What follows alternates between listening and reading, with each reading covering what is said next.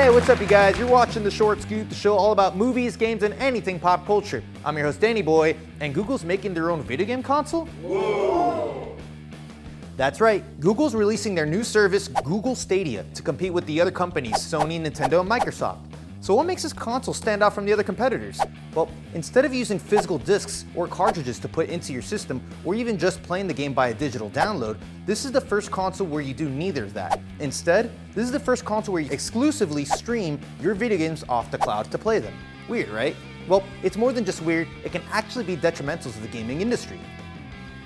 There's the base model service, which is free and allows you to play up to 1080p, while there's a pro version for $9.99 a month that allows you to play up to 4K resolution for the next generation of consoles.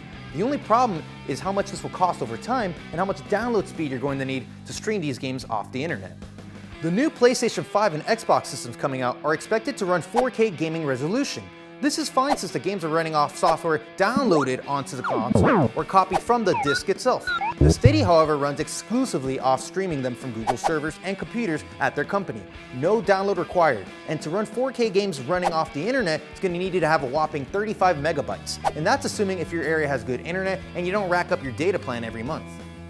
Each console generation lasts up to roughly 7 years like the current one we're in. If you pay for Google Stadia for 7 years, the same way you would buy a console at launch and have it last you 7 years, that'll cost you $840 in total for Google Stadia. And since you don't technically own your games, since you can't buy them physically or download them onto your Stadia, if Google were to ever close this service, or for whatever reason, if Google decides you broke policy and suspends your account, then you can't play your games on the Stadia.